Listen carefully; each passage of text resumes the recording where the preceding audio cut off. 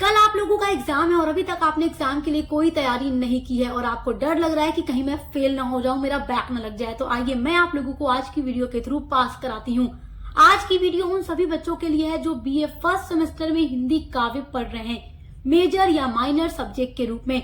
आज की वीडियो में मैं केवल 10 क्वेश्चन आप लोगों को बताने वाली हूँ।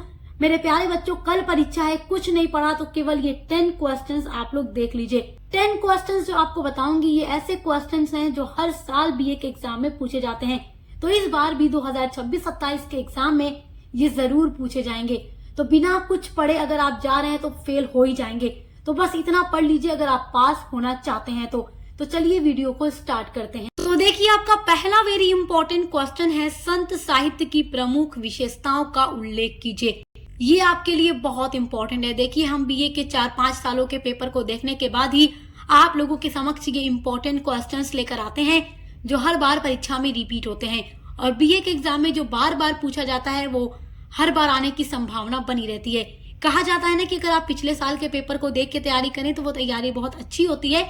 तो समझिए कि आपका जो क्वेश्चंस आप लोगों के सामने है ये सब आपके प्रीवियस ईयर क्वेश्चन पेपर से ही इंपॉर्टेंस एनालाइज करने के बाद ही उठाया गया है। आपका दूसरा वेरी इंपॉर्टेंट क्वेश्चन है, नई कविता की प्रवृत्तियों पर प्रकाश डालिए। तीसरा वेरी इंपॉर्टेंट क्वेश्चन है, सूर्यकांत त्रिपाठी निराला कृत व तोड़नी पत्थर कविता का निहितार्थ स्पष्ट कीजिए।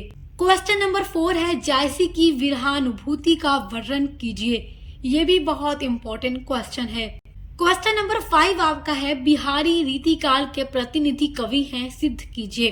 तो ये देखिए, एक स्टेटमेंट दिया गया है कि बिहारी जो है रीतिकाल के प्रतिनिधि कवि हैं, तो इस बात को आप स्पष्ट कीजिए, वर्णन कीजिए। बहुत इंपॉर्टेंट क्वेश्चन है और सब कुछ आपका पढ़ा हुआ है। और देखिए मेरे प्यारे बच्चों, जो आपके हिंदी काव्य का महासंग्राम रिवीजन क्लास है एग्जाम 2026-27 के लिए, वो ऑलरेडी हमने चैनल पर अपलोड कर दिया है, जिसमें हमने सारे इंपॉर्टेंट क्वेश्चन के साथ साथ उसके आंसर भी बताए हैं, जो आपकी 1 से लेकर 8 तक की यूनिट का पूरा निचोड़ है। तो आप उस वीडियो को भी देख लीजिएगा इस वीडियो को देखने के बाद, जिससे आपकी तैयारी 100% कंप्लीट हो जाएगी।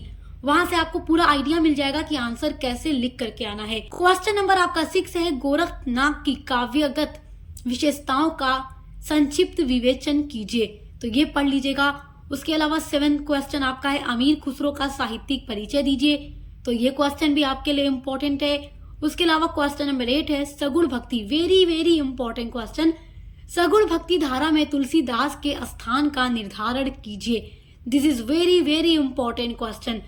क्वेश्चन नंबर 9 है, विद्यापति भक्त हैं अथवा श्रृंगार के कवि, स्पष्ट कीजिए। तो ये बड़ा इंपॉर्टेंट क्वेश्चन है। उसके बाद 10वां जो क्वेश्चन है ये बहुत इंपॉर्टेंट है। देखिए, आपके एग्जाम में संदर्भ, प्रसंग और व्याख्या पूछा जाता है, तो आप संदर्भ, प्रसंग, व्याख्या तैयार रखिएगा। और ये बहुत ही इजी होता है, अगर आप ये बिना पढ़े भी जाते हैं तो लिख लेते हैं। बस आपको संदर्भ पहचान में आ जाना चाहिए कि हमारा किस जगह से ये पूछ रहा है, किस सिलेबस के किस टॉपिक से, किस राइटर का यानी किस कवि का ये पूछ रहा है। उसके बाद आप इजीली व्याख्या कर लेंगे। व्याख्या करना मुश्किल नहीं होता, संदर्भ अगर आप पकड़ लेते हैं तो कि कहाँ से पूछ रहा है। तो बस ये 10 क्वेश्चंस आप लोगों को तैयार रखने हैं कल अपनी परीक्षा के लिए। तो बस इनके आंसर्स को जाओ देख लो और कल जाकर एग्जाम में पास हो जाओ, और मिलते हैं अगली वीडियो के साथ।